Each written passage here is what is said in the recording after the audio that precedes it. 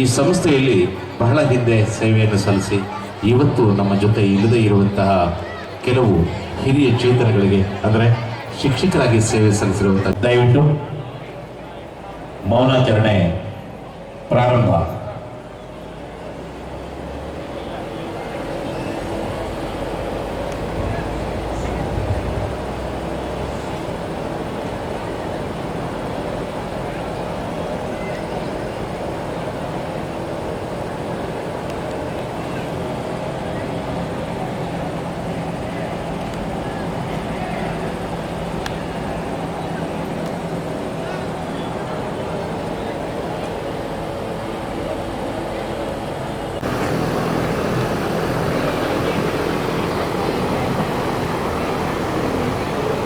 ವೇದಿಕೆ ಹೊರಗಡೆ ನಿಂತಿರ್ತಕ್ಕಂಥ ಎಲ್ಲ ಹಳೆಯ ವಿದ್ಯಾರ್ಥಿಗಳು ಮತ್ತು ಪಾಲಕರು ದಯವಿಟ್ಟು ಒಳಗಡೆ ಒಂದು ಕೂತ್ಕೊಳ್ಬೇಕು ಅಂತ ಕೋರ್ತಾ ಇದ್ದೀವಿ.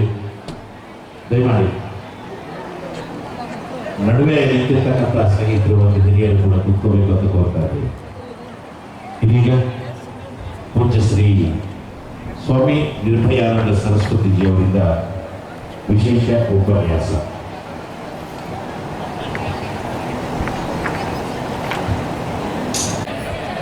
ಎಲ್ಲೋ ಇದೆ ಮೈಕೆಲ್ಲ ಇಲ್ಲೇ ಇಟ್ಕೋಬೋದು.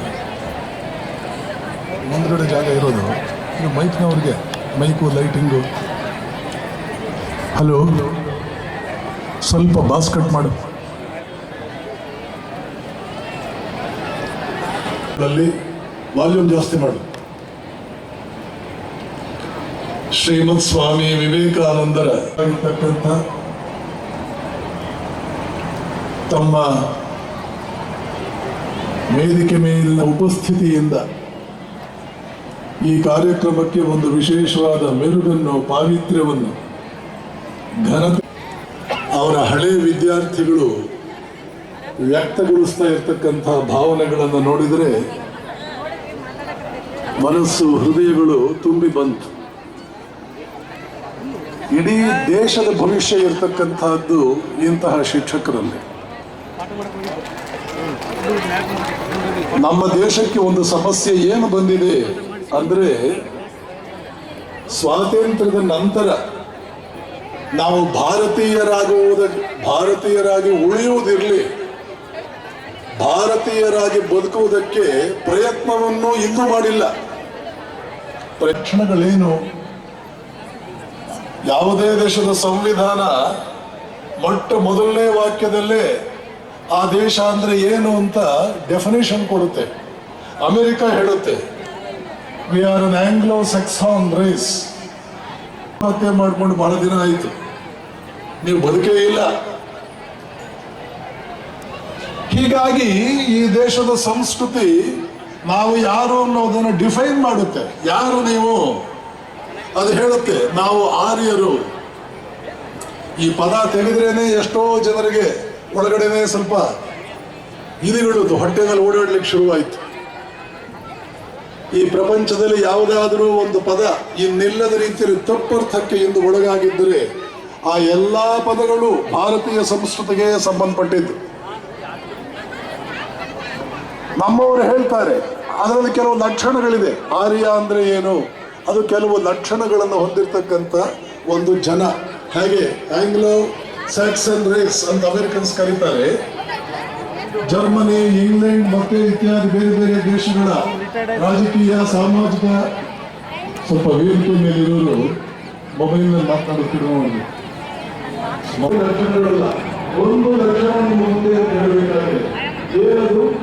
ಈ ದೇಶದ ಸಂಸ್ಕೃತಿಯಲ್ಲಿ ಶಿಕ್ಷಕನ ಪಾತ್ರ ಏನು, ಶಿಕ್ಷಕನ ಸ್ಥಾನ ಏನು, ರೀತಿ ಏನು, ಇದೆಲ್ಲ ನಮಗೆ ಗೊತ್ತಿಲ್ಲ.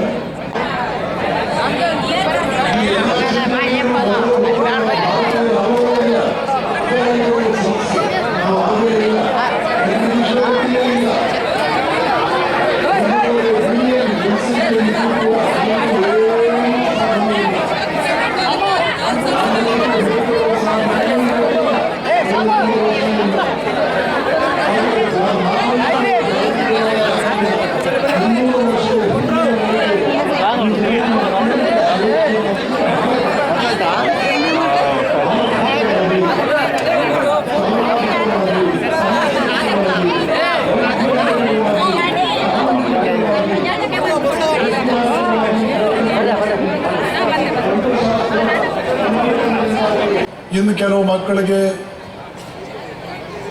ಶೂಟ್ ಮಾಡ್ತಾ ಇದ್ದಾರೆ, ಕೊಲ್ತಾ ಇದ್ದಾರೆ. ಆದ್ದರಿಂದ ಶಾಲಾ ಕಾಲೇಜುಗಳಲ್ಲಿ ಗನ್ನು ತಗೊಳ್ಳೋದನ್ನು, ಬಂದೂಕು ತಗೊಂಡು ಹೋಗೋದನ್ನು ನಿಷೇಧಿಸಬೇಕು ಅಂತ ಕೂಗು ಎದ್ದಾಗ ಅಮೆರಿಕದ ಜನತೆ ಎದ್ದು ನಿಂತ್ಕೊಂಡು ಕೂಗಿದ್ದು ಹಾಗೆಲ್ಲ ನಿಷೇಧ ಮಾಡೋಕ್ಕಾಗೋದಿಲ್ಲ.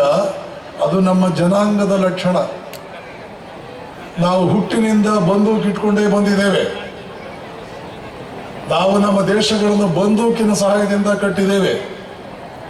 ನಾವು ಬಂದೂಕಿನ ಸಹಾಯದಿಂದ ಶ್ರೀಮಂತರಾಗಿದ್ದೇವೆ. ಯಾರೋ ಕೆಲವು ಮಕ್ಕಳು ಅದರ ದುರುಪಯೋಗ ಮಾಡಿಕೊಂಡ್ರು ಅಂದರೆ ಇಡೀ ದೇಶವನ್ನೇ ಬಂದೂಕು ಇಟ್ಕೋಬೇಡ ಅಂತ ಹೇಳೋದಕ್ಕೆ ನೀವು ಯಾರು? ಇದರಲ್ಲಿ ಎಷ್ಟು ತಪ್ಪು ಎಷ್ಟು ಒಪ್ಪೋದು ಆಮೇಲಿನ ಮಾತು. ಇದನ್ನು ನಾನು ಯಾಕೆ ಹೇಳಿದೆ ಅಂದರೆ, ನಾವೊಂದು ಜನಾಂಗ, ನಮಗೆ ನಮ್ಮದೇ ರೀತಿ ನೀತಿ ಇದೆ, ನಮ್ಮದೇ ಆದಂಥ ಲಕ್ಷಣಗಳಿದೆ ನಮಗೆ.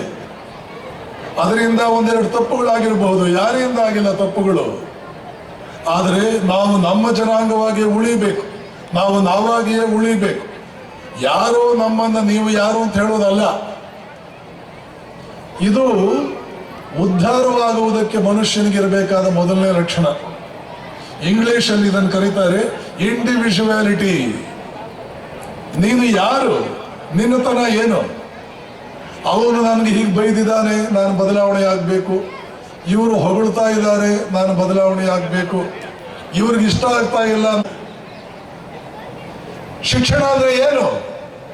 ಯಾವುದೋ ಎರಡು ಪುಸ್ತಕ ಬಾಯಿ ಕಟ್ ಮಾಡಿ ಉತ್ತರ ಬರೆದು ಮಾರ್ಕ್ಸ್ ತಗೊಳ್ಳೋದ? ಅದು ಈ 3 ಕಾಸಿಗೆ ಪ್ರಯೋಜನವಿಲ್ಲದ ಶಿಕ್ಷಣ. ಅಂತ ಶಿಕ್ಷಣ ಕೊಟ್ಟು ಕೊಟ್ಟು ಕೊಟ್ಟು 75 ವರ್ಷ ಆಯಿತು, ಕುಡಿಯೋ ನೀರಿಗೆ ಗತಿ ಇಲ್ಲ. 750 ವರ್ಷ ಆದರೂ ಕುಡಿಯೋ ನೀರಿಗೆ ಗತಿ ಬರಲ್ಲ. ಸುಟ್ಟು ಬೂದಿಯಾಗಿ ಹೋಗಿತ್ತು ಜಪಾನ್ 1947ರಲ್ಲಿ. ಹಲ್ಲಿ, ಜಿರಳೆ ಇಂಥದ್ದನ್ನು ತಿಂದರೆ ಒಂದಿದೆ, ಇಲ್ಲ ಅಂದ್ರೆ ತಿನ್ನೋದಕ್ಕೆ ಗತಿ ಇಲ್ಲ ಅನ್ನೋ ಸ್ಥಿತಿಯಲ್ಲಿತ್ತು ಚೈನಾ. ಒಂಟೆ ಮಾಂಸ ತಿನ್ನಬೇಕು, ಇಲ್ಲಾಂದ್ರೆ ಸಾಯಬೇಕು, ಆ ಸ್ಥಿತಿಯಲ್ಲಿತ್ತು ಗಲ್ಫ್ ರಾಷ್ಟ್ರಗಳು. 47ರಲ್ಲಿ ನಮಗೆ ಸ್ವಾತಂತ್ರ್ಯ ಬಂದಾಗ ಇಡೀ ಏಷ್ಯಾದಲ್ಲಿ ಅತ್ಯಂತ ಶ್ರೀಮಂತ ರಾಷ್ಟ್ರ ಇಂಡಿಯಾ. ಜಪಾನ್ ಅಲ್ಲ, ಚೈನಾ ಅಲ್ಲ, ಗಲ್ಫ್ ಕಂಟ್ರೀಸ್ ಅಲ್ಲ, ಇಂಡೋನೇಷ್ಯಾ ಅಲ್ಲ, ಕೊರಿಯಾ, ಇವು ಯಾವುವೂ ಅಲ್ಲ. ಇಷ್ಟೆಲ್ಲ ಬ್ರಿಟಿಷರು ದೋಚಿಕೊಂಡು ಹೋದರು, ಕೊಳ್ಳೆ ಹೊಡ್ಕೊಂಡು ಹೋದರು. 47ರಲ್ಲೂ ರಿಚೆಸ್ಟ್ ಏಷ್ಯನ್ ಕಂಟ್ರಿ ಇಂಡಿಯಾ. ಇವತ್ತು ಹೇಗಿದ್ದೇವೆ? ನಿಮ್ಮ ಶಾಲೆಗಳು ಕಡಿಮೆ ಆಯ್ತಾ? ನಿಮ್ಮ ವೇಸ್ಟ್ಗಳು ಕಡಿಮೆ ಆದ್ರ? ನಿಮ್ಮ ಶಿಕ್ಷಣ ಕಡಿಮೆ ಆಯ್ತಾ? ಶಿಕ್ಷಣ ಮಂತ್ರಿ ಲಿಟ್ರಸಿ ರೇಟ್ ಎಷ್ಟಾಯ್ತು ಅಂತ ಹೇಳೋದು ಕಡಿಮೆ ಮಾಡಿದ್ದಾನ? ಬೋಗಸ್ ಫಿಗರ್ಸ್ ಕೊಟ್ಟು, ಸುಳ್ಳು ಫಿಗರ್ಸ್ ಕೊಟ್ಟು ಸಮಾಜಕ್ಕೆ ಮೋಸ ಮಾಡ್ತಾ, ತಮಗೂ ಮೋಸ ಮಾಡ್ಕೊಳ್ತಾ, ದೈನೇಸಿ ಜೀವನ ನಡೆಸ್ತಾ. ಜರ್ಮನಿಗೆ ನಾನು ಹೋಗಿದ್ದಾಗ ಅಲ್ಲಿ ಭಾರತೀಯರು ಹೇಳ್ತಾ ಇದ್ರು, ಸ್ವಾಮೀಜಿ ಮೊನ್ನೆ ನಾವು ಚಂದ್ರನ ಮೇಲೆ ಹೋಗಿ ಇಳಿದುವಲ್ಲ, ನಾವೆಲ್ಲ ಖುಷಿ ಪಡ್ತಾ ಇದ್ರು. ನಮ್ಮ ಜರ್ಮನ್ ಫ್ರೆಂಡ್ಸ್ ಹೇಳಿದ್ರು, ಚಂದ್ರನ ಮೇಲೆ ಏನೋ ನಿಮ್ಮ ಇದು ಹೋಯ್ತು, ಆರ್ಟಿಫಿಷಿಯಲ್ ಸ್ಯಾಟಲೈಟ್ ಹೋಗಿ ಇಳೀತು, ಅಷ್ಟೆಲ್ಲ ದುಡ್ಡು ಖರ್ಚು ಮಾಡಿದ್ರಿ, ತಿನ್ನೋದಕ್ಕೆ ಏನ್ ಮಾಡ್ತೀರಿ ನೀವು ಇಂಡಿಯನ್ಸ್? ಅಷ್ಟೆಲ್ಲ ದುಡ್ಡು ಖರ್ಚು ಮಾಡಿದ್ರಿ, ಏನ್ ತಿಂತೀರಿ? ತಿನ್ನೋದಕ್ಕೆ ಏನ್ ಮಾಡ್ತೀರಿ? ಅಷ್ಟೆಲ್ಲ ದುಡ್ಡು ಖರ್ಚು ಮಾಡಿಬಿಟ್ಟಿದ್ದೀರಿ. ಹೀಗೆ ಜರ್ಮನ್ ಫ್ರೆಂಡ್ಸ್ ಭಾರತೀಯರ ಜೊತೆ ಮಾತಾಡ್ತಾರೆ. ಎಲ್ಲಿಗೆ ಬಂತು ನಮ್ಮ ದುಸ್ಥಿತಿ? ಇನ್ನು ನಾವು ಹೀಗೆ ಇರೋಣ. ಯಾಕೆಂದ್ರೆ ನಮ್ಮನ್ನು ಆಳ್ತಾ ಇರೋರು ಬಡವರ ಬಂಧುಗಳು. ಬಡತನ ಕಂಡ್ರೆ ಅವ್ರಿಗೆ ಬಹಳ ಇಷ್ಟ. ಬಡತನ ಹೋಗಬಾರದು. ಇದೆಲ್ಲ ಯಾರು ಯೋಚನೆ ಮಾಡಬೇಕು? ಯಾರು ಯೋಚನೆ ಮಾಡಬೇಕು? ಅವ್ರು ಸಂಭ್ರಮವನ್ನು ಆಚರಣೆ ಮಾಡಬೇಕಂತ ಕೇವಲ 15 ದಿನದಲ್ಲಿ ಹಿಂದೆ ಒಂದು ಮೀಟಿಂಗ್ ಕರೆದಲ್ಲಿ ಎಲ್ಲರೂ ಸಹಕಾರದಿಂದ ಹಳೆಯ ವಿದ್ಯಾರ್ಥಿಗಳು ಬಂದು, ಇಲ್ಲ ಸರ್, ನಾವೆಲ್ಲ ನಿಮ್ಮ ಕೂಡ ಭಾಗಿಯಾಗಿರ್ತೀವಿ, ಇವತ್ತು ನೀವು ತನು ಮನ ಧನದಿಂದ ಕೂಡ ನಾವು ಸಹ ಭಾಗಿಯಾಗಿ ಈ ಕಾರ್ಯಕ್ರಮವನ್ನು ಯಶಸ್ವಿ ಮಾಡ್ತೇವೆ ಅಂತ ಹೇಳಿ ಅನೇಕ ಹಳೆಯ ವಿದ್ಯಾರ್ಥಿಗಳು, ಯಾಕಂತಂದ್ರೆ ಇಲ್ಲಿನ ವಿದ್ಯಾರ್ಥಿಗಳು ಅನೇಕರು ಇವತ್ತು ಕೇವಲ ಭಾರತ ದೇಶದಲ್ಲಿಲ್ಲ, ಅಬ್ರಾಡ್ನಲ್ಲಿ ಇದ್ದಾರೆ. ಅನೇಕರು ನನಗೆ ಫೋನ್ ಮುಖಾಂತರ ಕಾಂಟ್ಯಾಕ್ಟ್ ಮಾಡಿ ಇವತ್ತು ಚೆನ್ನೈ ಇರ್ಬೋದು, ಶಿವಮೊಗ್ಗ ಇರ್ಬೋದು, ಮತ್ತು ಯಾದಗಿರಿ ಇರ್ಬೋದು, ಹೈದ್ರಾಬಾದ್ ಇರ್ಬೋದು, ವಿಜಯವಾಡ ಇರ್ಬೋದು, ಬೆಂಗಳೂರು ಸಿಟಿ ಇರ್ಬೋದು, ಮೈಸೂರು ಸಿಟಿ ಇರ್ಬೋದು, ಅನೇಕ ಕಡೆ ಇವತ್ತು ಇಲ್ಲಿ ಓದಿರುವಂಥ ವಿದ್ಯಾರ್ಥಿಗಳು ಇವತ್ತು ಕೆಲಸ ಮಾಡ್ತಾ ಇದ್ದಾರೆ. ಆ ಒಂದು ನಿಟ್ಟಿನಲ್ಲಿ ಯಾಕಂತಂದ್ರೆ ಇವತ್ತು ಈ ಶಾಲೆಯಲ್ಲಿ ಓದಿದಂಥ ವಿದ್ಯಾರ್ಥಿಗಳು ಇವತ್ತು ಸಂಜೀವ್ ಕುಮಾರ್ ಅಂತ ವಿದ್ಯಾರ್ಥಿ DSP ಆಗಿದ್ದಾರೆ. ಇವತ್ತು ಅವರ ಬ್ರದರ್ ಡಾಕ್ಟರ್ ಇದ್ದಾರೆ, ಅವರು ತಮ್ಮ ಇಂಜಿನಿಯರ್ ಇದ್ದಾರೆ. ಆ ಒಂದು ನಿಟ್ಟಿನಲ್ಲಿ ಇವತ್ತು ನಮ್ಮಲ್ಲಿ ಓದಿದಂಥ ವಿದ್ಯಾರ್ಥಿನಿ ಯಾಕಂತಂದ್ರೆ ಇವತ್ತು ಯಾದಗಿರಿಯ ಅಸಿಸ್ಟೆಂಟ್ AC ಇದ್ದಾರೆ, ಕಮಿಷನರ್ ಆಗಿದ್ದಾರೆ. ಈ ಥರ ಒಂದು ಅನೇಕ ಡಾಕ್ಟರ್ಸು, ಇಂಜಿನಿಯರ್ಸು, ಲೆಕ್ಚರ್ಸು, ಈ ಅನೇಕ ವಿದ್ಯಾರ್ಥಿಗಳು ಸಮಾಗಮ ಈ ಒಂದು ಕಾರ್ಯಕ್ರಮವನ್ನು ಯಶಸ್ವಿ ತಂದುಕೊಟ್ಟಿದೆ. ಇವತ್ತು ಯಾಕಂತಂದ್ರೆ 50 ವರ್ಷದಿಂದ ಅನೇಕ ಶಿಕ್ಷಕರು ಭಾರತೀಯ ಬಾಲ ವಿದ್ಯಾಲಯದಲ್ಲಿ ಕೆಲಸ ಮಾಡಿದ್ದಾರೆ. ಇವತ್ತು ಈ ಸಂಸ್ಥೆಯನ್ನು ನಮ್ಮ ಭಾಗದವರು ನೋಡಿದಿರಿ. ಈ ಸಂಸ್ಥೆಯನ್ನು ಯಾಕಂತಂದ್ರೆ ಇವತ್ತು ಫ್ಯಾಕ್ಟ್ರಿ ಬಂದಂಥ ಸಂದರ್ಭದಲ್ಲಿ ಅದನ್ನು ತೆಗೆದುಕೊಂಡು ಬಂದಿರುವಂಥ ವ್ಯವಸ್ಥೆ ಏನಿದೆಯಲ್ಲ, ಇವತ್ತು ಈ ಸಂಸ್ಥೆ ಉಳಿಬೇಕಾದ್ರೆ ಅನೇಕ ಡೈರೆಕ್ಟ್ರು, ಇವತ್ತು ಗುಂಡಯ್ಯ ಮಾಸ್ಟರ್ ಇರ್ಬೋದು, ಪಾಗತ್ ಸರ್ ಇರ್ಬೋದು, ಮತ್ತು ಅನೇಕ ರಾಮರಾವ್ ಅಂತ ಒಬ್ಬ ಹಿರಿಯರಿದ್ರು, ಅವ್ರು ತಿರುಗಿ ಹೇಳಿದ್ದಾರೆ. ಅವರೆಲ್ಲ ನೆನೆಸ್ಬೇಕಾಗ್ತದೆ ನಾವು. ಆ ಒಂದು ನಿಟ್ಟಿನಲ್ಲಿ ಇವತ್ತು ಈ 50ನೇ ವರ್ಷದ ಸಂಭ್ರಮ ಇವತ್ತು ತಮ್ಮ ಹಳೆಯ ವಿದ್ಯಾರ್ಥಿಗಳಿಗೆ ಇವತ್ತು ನಾವು ಈ ಶಾಲೆಯಲ್ಲಿ ಓದಿದ್ವಿ. ಇವತ್ತು ಈ ಸವಿ ನೆನಪನ್ನು ನೆನಲಿಕ್ಕೆ ಯಾಕಂತಂದ್ರೆ ಇವತ್ತು 50 ವರ್ಷದ ಇವತ್ತು ಹೆಚ್ಚಿನ ಮಟ್ಟಿಗೆ ಅವ್ರ ಮಕ್ಕಳನ್ನೇ 25-30 ವರ್ಷದವರಿದ್ದಾರೆ. ಅವ್ರ ಮಕ್ಕಳಿಗೆ ಹೆಚ್ಚು ಕಮ್ಮಿ ಡಾಕ್ಟ್ರು, ಇಂಜಿನಿಯರ್ಸು ದೊಡ್ಡ ದೊಡ್ಡ ಸ್ಥಾನದಲ್ಲಿರ್ತಾರೆ. ಇವತ್ತು ಆ ಒಂದು ನಿಟ್ಟಿನಲ್ಲಿ ಅಂಥ ವಿದ್ಯಾರ್ಥಿಗಳು ಇವತ್ತು ಅನೇಕರು, ಇವತ್ತು ಸುಬ್ರಾಜು, ಭುವನೇಶ್ ಅವರು, ಮತ್ತು ಅನೇಕ ಶ್ರೀನಿವಾಸ್ ಅವರು, ನಮ್ಮ ಶ್ರೀಕಾಂತ್, ಅನೇಕ ವಿದ್ಯಾರ್ಥಿಗಳು ಇಲ್ಲಿ ಕೆಲಸ ಮಾಡಿ, ಸತೀಶ್ ಅವರು ಊಟದ ಜವಾಬ್ದಾರಿ ಹೊತ್ಕೊಂಡು, ನಮ್ಮ ವೀರಭದ್ರ ಅವರು, ಮತ್ತು ಅನೇಕರು, ಮತ್ತು ನಾನಿ ಅವರು, ಪ್ರಭಾಕರ್ ಅವರು, ಮತ್ತು ಅನೇಕರು ಇಲ್ಲಿ ಬಂದು ಸಹಕಾರ ಕೊಟ್ಟು ಇವತ್ತು ನಾವು ಹಿಂದಿರ್ತೀವಿ.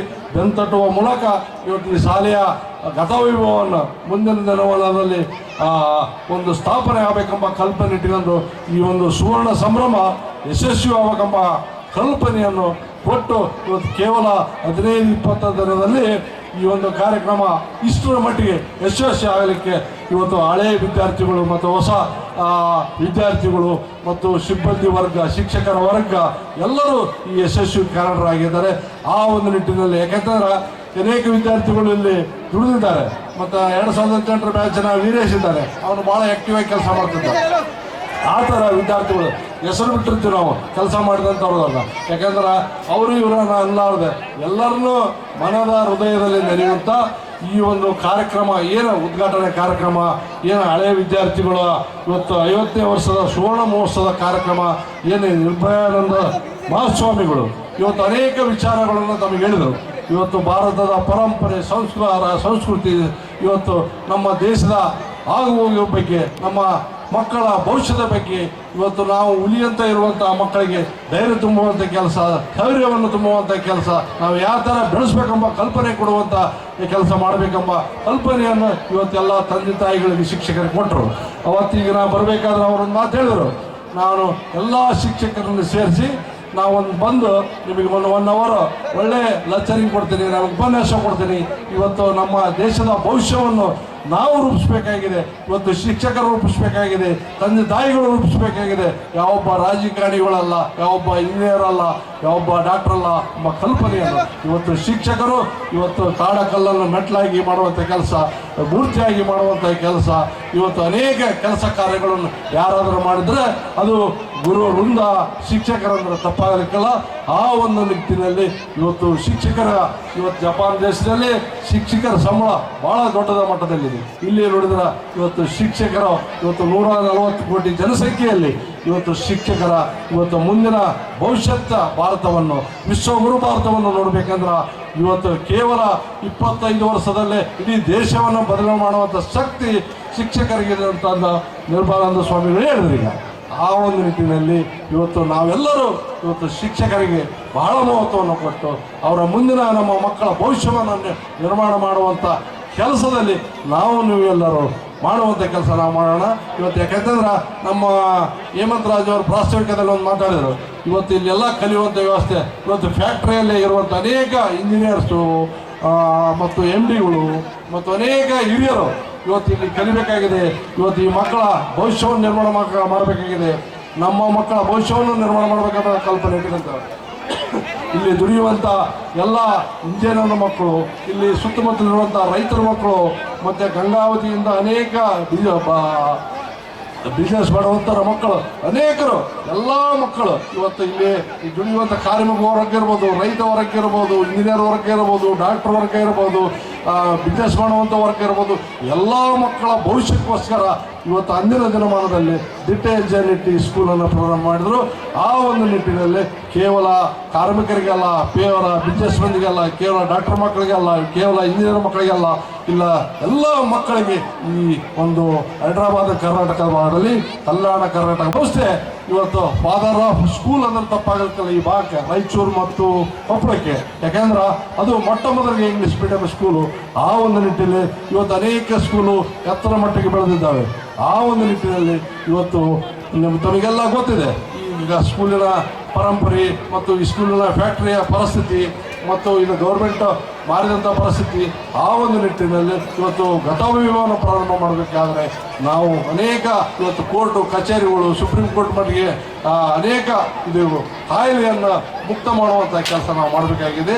ಆ ಒಂದು ನಿಟ್ಟಿನಲ್ಲಿ ಇವತ್ತು ನಮ್ಮ ಯುವಕರಿಗೆ, ನಮ್ಮ ಏನು ಇಲ್ಲಿ ಕಲಿಯುವಂಥ ವಿದ್ಯಾರ್ಥಿಗಳಿಗೆ ಒಳ್ಳೆಯ ಭವಿಷ್ಯವನ್ನು ನಿರ್ಮಾಣ ಮಾಡುವಂಥ ಕಾರ್ಯ ಕೇವಲ ನಾವು ಬಿಸ್ನೆಸ್ಗೋಸ್ಕರ ನಾವು ಸ್ಕೂಲನ್ನು ತೆಗಿಬೇಕೆಂಬ ಕಲ್ಪನೆ ಇಟ್ಕೊಂಡು ನಾವು ಆ ಕೆಲಸ ಮಾಡ್ತಾ ಇಲ್ಲ. ಇಲ್ಲಿ ಭಾಗದ ಅನೇಕ ರೈತರ ಮಕ್ಕಳು, ಕಾರ್ಮಿಕರ ಮಕ್ಕಳು, ಅನೇಕ ಹಿರಿಯರ ಮತ್ತು ದೀನದಲಿತರ ಹಿಂದುಳಿದವರ ಅನೇಕ ಇವತ್ತೇನು ಕಲ್ಯಾಣಕಾರಕ ಹಿಂದುಳಿದ ರಾಜ್ಯ ಅಂತ ಏನು ಹೆಸರು ತಗೊಂಡಿದೆ ಅದನ್ನು ಹೋಗಲಾಡಿಸುವಂಥ ನಿಟ್ಟಿನಲ್ಲಿ ಕಡೆಯ ಮಗನನ್ನು ಇವತ್ತು ನಮ್ಮ ಶಾಲೆಯಲ್ಲಿ ಅಡ್ಮಿಷನ್ ಮಾಡಿಸಿ ಕಲಿಸುವಂಥ ಕೆಲಸ ನಾವು ಮಾಡ್ತೀವಿ ಅಂತ ಹೇಳಿ ಇವತ್ತು ಆ ಒಂದು ಕೆಲಸಕ್ಕೆ ಅನೇಕ ಹಳೆಯ ವಿದ್ಯಾರ್ಥಿಗಳು, ಹೊಸ ವಿದ್ಯಾರ್ಥಿಗಳು ಸಹಾಯ ಸಹಕಾರ ಇರ್ತದೆ ಅಂತ ನಾನು ಅಂದ್ಕೊಂಡಿದ್ದೀನಿ. ಅದೇ ಥರವಾಗಿ ಇವತ್ತೇನು ನಮ್ಮ ಸ್ಕೂಲಿನ ವಿನ್ಯಾಸವನ್ನು ಮುಂದಿನ ದಿನಮಾನದಲ್ಲಿ 4 ರಿಂದ 5 ಎಕರೆ ಜಾಗದಲ್ಲಿ ಅದನ್ನು ನಿರ್ಮಾಣ ಮಾಡುವಂಥ ಕೆಲಸ ನಾವೆಲ್ಲ ಮಾಡ್ತಾ ಇದ್ದೀವಿ. ಅದಕ್ಕೆ ತಮ್ಮದು ಸಹಾಯ ಸಹಕಾರ ಎಲ್ಲರೂ ತನು ಮನ ಮತ್ತು ಆ ಒಂದು ಧೈರ್ಯದಿಂದ ಇವತ್ತು ಆ ಸ್ಕೂಲ್ ಆಗಬೇಕಾಗಿದೆ ಎಂಬ ಕಲ್ಪನೆ ಇಟ್ಕೊಂಡು ತಮ್ಮ ಎಲ್ಲರ ಹಳೆಯ ವಿದ್ಯಾರ್ಥಿಗಳು, ಹೊಸ ವಿದ್ಯಾರ್ಥಿಗಳು, ಆಡಳಿತ ಮಂಡಳಿ ಸದಸ್ಯರು ಎಲ್ಲರ ಸಂಕಲ್ಪವನ್ನು ಮಾಡುವ ಮೂಲಕ ಆ ಒಂದು ಕೆಲಸದಲ್ಲಿ ನಾವು ನೀವೆಲ್ಲರೂ ಮುನ್ನುಗ್ಗುವಂಥ ಕೆಲಸ.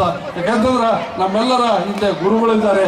ಆ ಗುರುಗಳ ಎಲ್ಲ ಶಿಕ್ಷಕರ ಅನೇಕ 150-200 ಶಿಕ್ಷಕರು ಇವತ್ತು ಬಂದಿದ್ದಾರೆ ಈ ಸ್ಕೂಲಲ್ಲೇ ಕಲಿಸಿದಂಥವ್ರು. ಅವರ ಆಶೀರ್ವಾದದಿಂದ ಈ ಸ್ಕೂಲನ್ನು ಉಳಿಸುವಂಥ ಕೆಲಸ.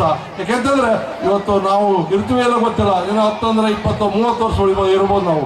ಅದರ ಮಟ್ಟ ನಾವು ಕೆಲಸ ಮಾಡಿದಂಥ ಕೆಲಸ ಶಾಶ್ವತವಾಗಿ ಉಳಿತಿದೆ. ಇವತ್ತು ಪ್ರೇಮ ಮತ್ತು ನಮ್ಮ ಪ್ರಮೀಳಾ ಗುರುರಾಜ ಮೇಡಮ್ ಅವರು ಆಂಧ್ರ ಸಂಸ್ಥಾಪಕ ಶಿಕ್ಷಕರಾಗಿ ಇವತ್ತು 50 ವರ್ಷ ಆದರೂ ಅವರು ಮೈಸೂರಲ್ಲಿದ್ದರು ಸಮಿತಿಗೆ ಅವರು ಕರ್ಕೊಂಬಂದು ಅವ್ರ ಕೈಲಿ ಉದ್ಘಾಟನೆ ಮಾಡಿ ಸನ್ಮಾನ ಮಾಡುವಂಥ ಕೆಲಸ ಮಾಡ್ತಾ ಇದ್ವಿ. ಅದೇ ರೀತಿ ಭಾಗದವರು ಅಂತ ಅನೇಕ ಕೆಲಸ ಕಾರ್ಯಗಳು ಮಾಡಿದಂಥ ಅನೇಕ ಹಿರಿಯರನ್ನು ಕರೆಸಿ ಸನ್ಮಾನ ಮಾಡುವಂಥ ಕೆಲಸ ಮಾಡಿದ್ವಿ. ಅದೇ ರೀತಿಯಾಗಿ ಅನೇಕರ ಕೆಲಸ ಕಾರ್ಯವನ್ನು ಈ ಸ್ಕೂಲಿಗಾಗಿ ಮಾಡಿದ್ದಾರೆ. ಅನೇಕರನ್ನು ಮರೆತಿದ್ರ ಈ ಮುಂದಿನ ದಿನಮಾನದಲ್ಲಿ ಮುಂದಿನ ನಾವು ಏನು ಕಟ್ಟಡ ಕಟ್ಟುವಂಥ ಸಂದರ್ಭದಲ್ಲಿ ಮತ್ತು ಓಪನಿಂಗ್ ಸಂದರ್ಭದಲ್ಲಿ ಕರೆಸುವಂಥ ಕೆಲಸ, ಸನ್ಮಾನ ಮಾಡುವಂಥ ಕೆಲಸ ಈ ಸಂಸ್ಥೆಯಿಂದ ಆಗ್ತದೆ ಅಂತ ಹೇಳಿ ಈ ಒಂದು ಕಾರ್ಯಕ್ರಮಕ್ಕೆ ಹಳೆಯ ವಿದ್ಯಾರ್ಥಿಗಳು ಅನೇಕ ಅವರ ಕುಟುಂಬದವರು ಬಂದು ಯಶಸ್ವಿಯಾಗಿ ಮಾಡಿದ್ದಾರೆ. ಈ ಕಾರ್ಯಕ್ರಮ ಇನ್ನೂ ಊಟಕ್ಕೆ ಆದಮೇಲೆ ಮತ್ತೆ ಮುಂದುವರಿತದೆ ಅಂತ ಹೇಳಿ